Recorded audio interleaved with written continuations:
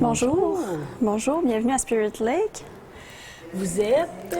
Je suis Amy Côté et je suis guide animateur au centre d'interprétation de Spirit Lake. Bon, on se retrouve dans une église. Oui.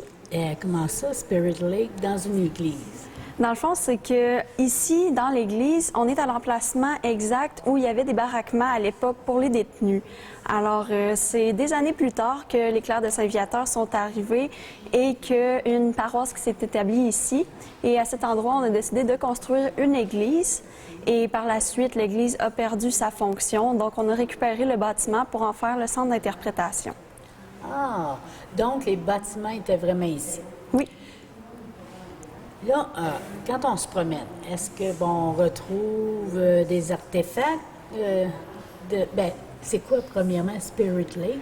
Spirit Lake, dans le fond, c'est l'histoire d'un camp de détention pour des anciens immigrants qui étaient issus de pays ennemis durant la Première Guerre mondiale. Alors, le camp ici à Spirit Lake a été ouvert de 1915 à 1917. Est-ce qu'on retrouve des artefacts, des pièces qui étaient là dans le temps? Bien, actuellement, les pièces, la plupart des artefacts ont été retrouvés sur des sites de fouilles qui ont eu lieu déjà et on en a plusieurs qui sont illustrés ici, qui sont exposés à l'intérieur du centre. Bon, comment ça fonctionne, là, la visite? Là? Je vois des panneaux, on va pouvoir se promener un peu. Bon, comment ça fonctionne? Alors, habituellement, les gens arrivent, on a le choix entre une visite libre et une visite guidée. Alors, pour ce qui est de la visite libre, c'est quand les gens arrivent, ils peuvent la commencer, alors que la visite guidée, on en a une à 10h30 et à 2h en après-midi.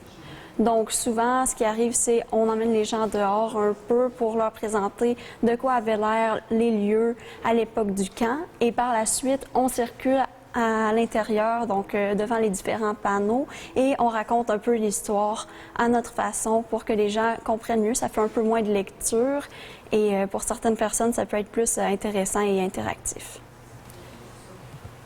Et je vois que comme média un peu, là, il y a des télévisions.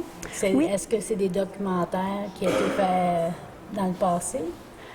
En fait, il y a des vidéos que je suppose que ça a peut-être été tiré de photos de l'époque. Peut-être qu'on a certains extraits vidéo qui datent vraiment de cette époque-là également.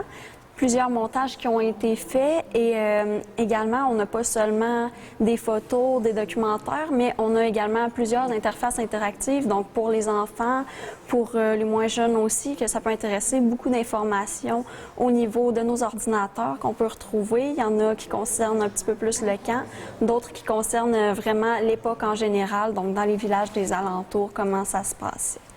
Est-ce qu'on peut faire une petite tournée? Oui, suivez-moi. Merci. Là, il y a des gens, justement, qui font de la visite. Oui. Et le début, c'est comme des labyrinthes, là, ou des animations, je sais pas. Mais dans le fond, ce qui arrive, c'est que c'est sûr qu'il y a un premier panneau de présentation de ce côté-là. Ça concerne un peu l'information à propos de comment on a découvert qu'il y avait un camp ici, dans les débuts du village de la ferme. Tandis que vraiment, l'histoire commence à ce panneau-là, où on explique les origines de la Première Guerre mondiale et c'est plutôt vers l'intérieur qu'on circule pour en apprendre un peu plus sur l'histoire. Les détenus qui étaient ici à Spirit Lake, ils venaient de quel pays? Il y en avait de plusieurs pays. Donc, c'est certain qu'à l'époque, le Canada faisait appel à beaucoup d'immigrants, même avant la Première Guerre mondiale. Alors, on avait des gens qui venaient d'un peu partout, en Europe particulièrement. On en avait qui venaient de l'Allemagne, de la Croatie, de l'Autriche-Hongrie. Donc, il y avait les immigrants ukrainiens. Donc, ces immigrants ukrainiens-là, c'est vraiment les principaux qui étaient retenus dans les camps. Donc, c'est leur histoire qu'on raconte vraiment ici à Spirit Lake. On va aller voir le deuxième poste. C'est bien. C'est comme ça que vous appelez ça? Poste, peut-être. Ou les panneaux. Les panneaux particulièrement. C'est pas vraiment des noms définis.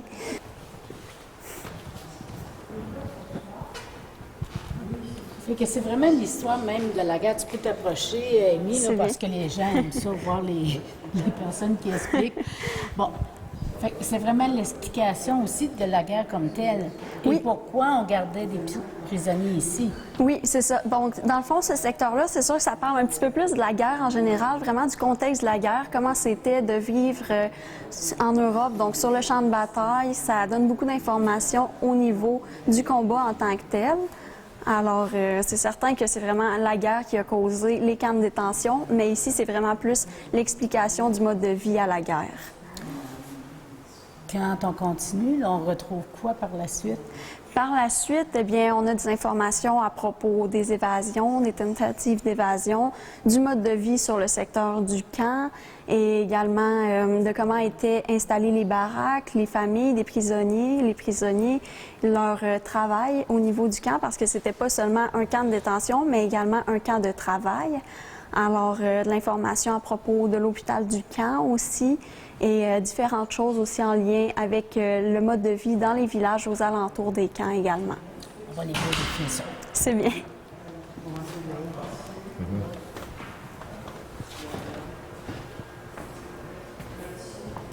Amy, je vois plein de panneaux et des dessins. Oui. Bon, la conception, qui a pensé à faire ça comme ça?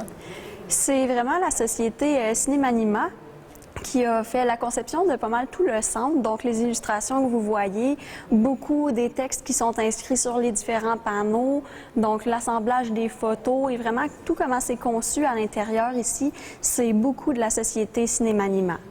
Est-ce qu'ils se sont basés sur l'histoire réelle? Bon, est-ce qu'ils pouvaient leur raconter l'histoire de Spirit Lake?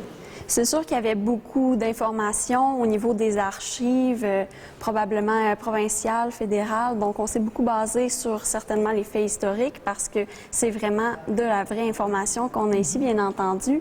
Alors, les différentes photos ont été recueillies de cette façon-là et on a composé des textes vraiment qui visaient à expliquer en grandes lignes et vraiment comment c'était fait à l'époque et ce qui constituait le camp et le contexte historique également.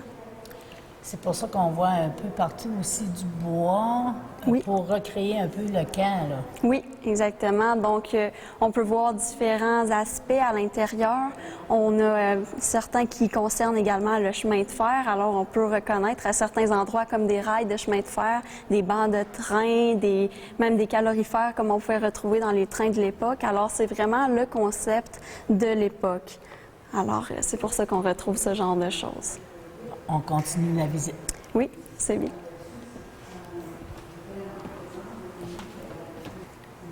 On voit vraiment les artefacts. Et c'est certain que les gens ne peuvent pas toucher, j'imagine? Non, certainement. C'est pour ça que c'est un peu scellé. Donc, pour éviter justement, même pour ce qui est du niveau de la pression, la température, c'est assez calculé pour éviter justement que les artefacts se détériorent. Donc, certainement, on ne peut pas toucher parce que c'est quand même des objets qui datent d'environ une centaine d'années et peut-être même plus parfois. Alors, c'est certain qu'il faut prendre des précautions. Souvent, c'est des objets qui ont été retrouvés sur des sites de fouilles, ici même à Spirit Lake pour la plupart. Alors, c'est relativement précieux pour la collection du centre d'interprétation ici.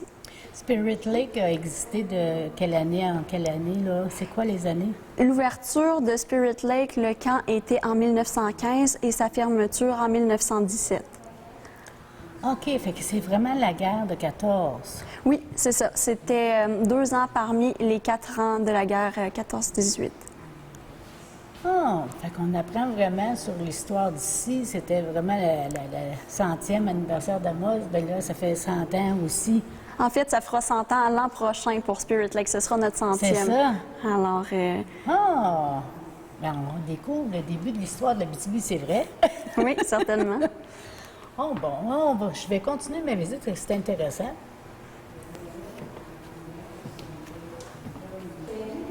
Amy, on n'a pas tout montré parce que c'est vraiment, il faut que les gens découvrent. Oui. Mais vous pouvez les guider, expliquer. Ils peuvent, si les gens, ça ne lui tente pas de tout lire, Oui. les panneaux, j'imagine que vous êtes là pour parler à la place des panneaux, un exemple, que ça soit plus vivant. Oui, exactement. Donc, c'est sûr qu'à chaque jour, vous voyez, on est ouvert 7 jours sur 7 durant la période estivale. Alors, à chaque jour, on a 2 visites guidées. Donc, une qui commence à 10h30 et l'autre qui commence à 2h en après-midi.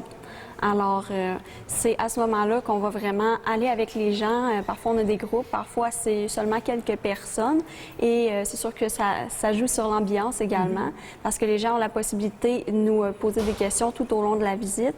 Puis, on fait le tour des panneaux avec eux et vraiment, on leur explique l'histoire comme les panneaux le feraient. Mais vous voyez, c'est un petit peu plus interactif. Et également, en dehors des visites guidées, eh bien, on laisse toujours la possibilité aux gens de venir nous poser des questions, même s'ils sont en visite libre. Je vois des noms. Oui. Donc, dans le fond, ces noms-là, c'est les noms des prisonniers qui ont été retenus ici. Donc, on peut en reconnaître certains qu'on retrouve parmi les personnes qui, malheureusement, sont décédées ici. Donc, plusieurs noms des prisonniers. C'est certain qu'ici, on ne les a pas tous, probablement, tandis que dans nos archives, un peu plus loin, on a un carnet qui vraiment répertorie toutes les personnes qui ont été retenues dans des camps. Donc, non seulement à Spirit Lake, mais il y a également les personnes qui ont été retenues dans les autres camps ailleurs au Canada, parce qu'on sait qu'il y a eu 24 camps ici au Canada durant la Première Guerre mondiale. Alors, on a vraiment dans la petite liste les noms des prisonniers, leur matricule et l'endroit où ils étaient retenus. Est-ce qu'on a le droit, si on a un nom de famille dans la tête, là, Oui, est-ce qu'on a le droit de vérifier dans les registres? oui, c'est très possible. Oh, très bien. Bon, on parlait de la visite, on peut venir en groupe ou Oui. des visites libres. C'est ouvert 7 jours semaine, Oui, de 10 heures à 16 heures. à 16 heures. Bon, c'est situé à quel endroit Spirit Lake? Parce que là, je me suis trompée en parlant avec la fille à la caméra, là, Jocelyne, ma tannante, là. Et je pensais que c'était à la ferme. Oui. Mais c'est pas la ferme. Ici, en fait, c'est qu'il y a eu une petite complication au OK. niveau des noms des villages. Avant, ça s'appelait la ferme parce qu'on était un village, parce qu'ici, c'était une église, donc on avait une paroisse. Alors que l'église ici a fermé, comme on peut le voir ici, c'est rendu un centre d'interprétation. Donc, il y a eu des fusions qui ont été faites. Donc, la ferme a fusionné avec Villemontel pour devenir Tressesson. Alors, c'est un peu la petite confusion qu'on a OK. parfois. Fait que j'avais pas tout à fait tort. En fait, c'est vraiment le secteur de la ferme ici parce qu'on appelle ça le village de Tressesson, secteur la ferme. OK. Alors que, en fait, le nom du village, c'est vraiment rendu Tressesson, je crois, mais c'est toujours le secteur de la ferme, oui. Bon, si les bâtiments étaient ici, ben, je ne veux pas oublier ça parce que j'ai entendu parler de cette histoire de Spirit Lake par Jocelyne. Il y avait un cimetière Oui. auparavant. Est-ce qu'il existe encore? Le cimetière, eh bien, dans le fond, on n'y a pas accès parce que c'est vraiment un terrain accidenté, donc c'est pas énormément entretenu, donc on ne conseille pas aux personnes d'aller le visiter. C'est pas un endroit très fréquentable, malheureusement. Ah, OK. C'est pas fréquentable à cause du terrain. Oui. OK. Pas des esprits, pas des spirits. Non, pas OK, vraiment, ah. non. Non, évidemment. Donc, si on veut répéter, c'est ouvert 7 jours Séjour par semaine, oui. de 10h à 16h. Oui. L'adresse exacte, L'adresse exacte, je pourrais la fournir un petit peu plus tard peut-être, mais ici, dans le fond, c'est à l'emplacement de l'ancienne église sur le secteur au village de Tressesson, secteur La Ferme. Donc, on est dans le secteur des Clercs de Saint-Viateur. Donc, pour les personnes qui peuvent se situer un petit peu, ça peut être plus évident de cette façon-là. combien de minutes d'Amos? Environ une quinzaine de minutes d'Amos. OK. Donc, Fait qu'on peut arrêter au kiosque d'information touristique. On Oui. demande, puis eux autres, ils vont pouvoir nous dire exactement. oui, effectivement, ou vous pouvez appeler également ici. On est toujours disponible Par durant votre les heures numéro de téléphone? d'ouverture. Le numéro de téléphone, c'est 727-CAN. C'est AMP. Donc, c'est le moyen où vous pouvez nous joindre. Donc, on peut toujours répondre au téléphone durant nos heures d'ouverture. Sinon, vous pouvez nous laisser un message et on vous rappellera aussitôt que possible. Alors, c'est un autre moyen d'avoir de l'information. Merci beaucoup de nous faire Merci à vous. découvrir c'est quoi Spirit Lake. Et pour les gens qui veulent découvrir c'est quoi le centre d'interprétation, c'est très intéressant. On vous a montré seulement quelques images, à vous de le découvrir, de fouiller, hein, dans Oui. le fond, de lire et de poser des questions. Merci encore, Rémi. Merci à vous.